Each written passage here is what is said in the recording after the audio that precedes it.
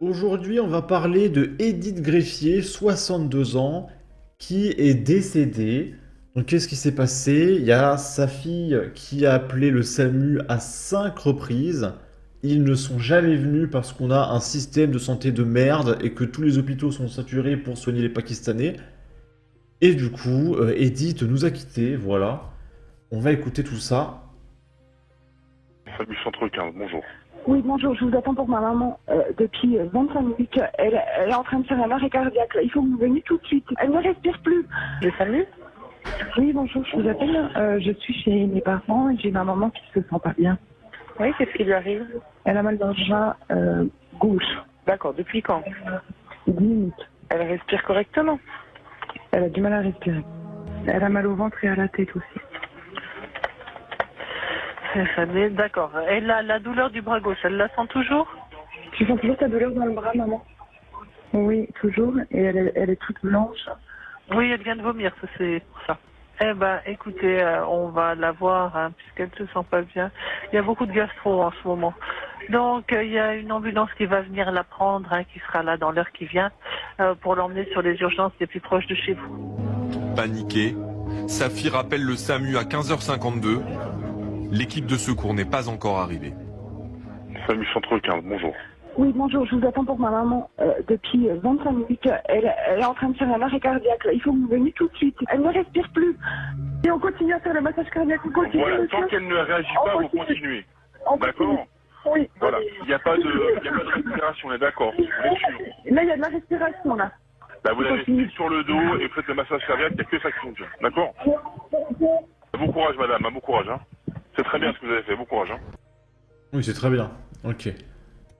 Mais ce qu'il faut pour guérir, en fait, c'est aller à l'hôpital et s'allonger par terre et faire le mort pour qu'il soit obligé de vous prendre en charge. Sinon, vous crevez, hein, d'accord? Ok.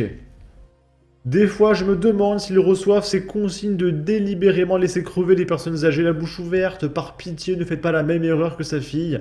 Prenez la voiture et allez vous-même aux urgences. Ça fait trop mal au cœur, le désespoir qu'a dû ressentir sa fille. Après tous ses appels à l'aide et ses réponses à la limite du mépris, a dû être immense, j'ai mal pour elle. Ici, on est aux Antibes. Il y a eu 2 attaques au couteau, parce que maintenant il faut traiter les news par paquet de 2. Il y a un mec d'une vingtaine d'années qui est mort, dont on ignore le nom. La première agression s'est déroulée vers 5 heures du matin, sur le boulevard Édouard Baudouin. Un homme d'une vingtaine d'années a été mortellement poignardé. Lorsque les secours sont arrivés sur place, il était déjà décédé des suites de ses blessures.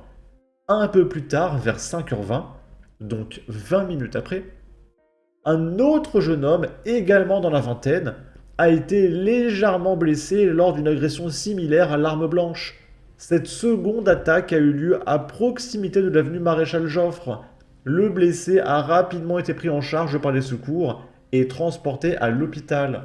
L'enquête est en cours. Pour l'heure, les forces de l'ordre n'ont pas établi de lien formel entre ces 2 incidents. L'enquête est en cours pour déterminer les circonstances précises de ces agressions et leurs éventuelles connexions.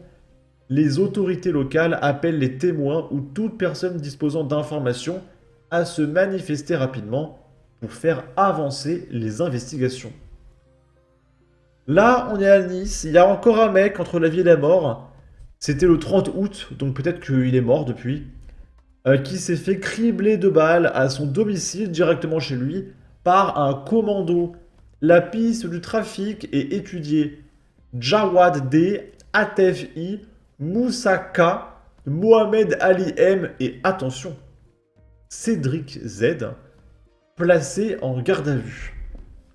Alors, un homme a été grièvement blessé par balle dans un appartement situé rue Fénoglio de Briga à Nice dans la nuit de jeudi à vendredi.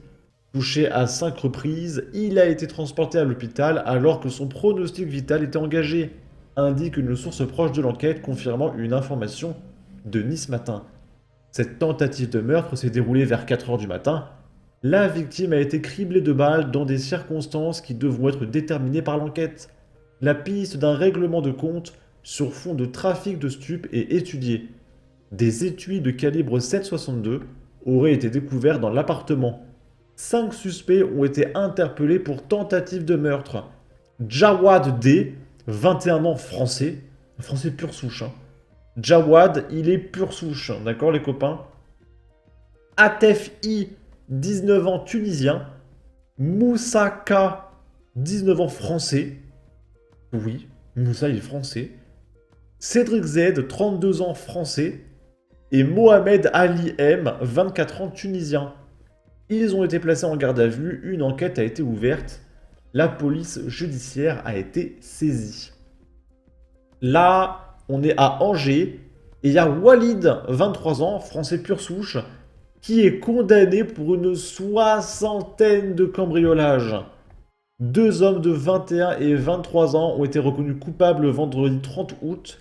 Une longue série de cambriolages commis dans des communes autour d'Angers, entre mars et septembre 2023. Le plus impliqué a été condamné à 4 ans. 4 ans pour 60 cambriolages. Donc au prorata, ça fait 2 ans pour 30 cambriolages. Ça fait 1 an pour 15 cambriolages. Ça fait 1 mois environ par cambriolage. Voilà, 1 mois. Le second écope de 3 ans, dont 1 année de sursis probatoire. Donc le mec il prend 2 ans. Et s'il se comporte bien, dans 1 an il est dehors. 1 an, 60 cambriolages. Vous imaginez? Ça veut dire qu'il faut faire 5 cambriolages pour prendre 1 mois. C'est la France, les copains. Et là, on va finir par la gare Montparnasse. Il y a encore un mec, voilà, qui s'est fait planter, c'est la routine. Toutes les vidéos se ressemblent, je suis désolé. Une rixe sanglante a laissé un homme grièvement blessé samedi soir à la gare Montparnasse, à Paris. Les secours sont appelés aux alentours de 22h40 dans le hall 4 de la gare, rue du commandant René Mouchotte, pour réaliser les premiers soins sur une personne blessée au couteau. La victime au sol est mal en point. Elle a essuyé un coup de couteau dans le flanc.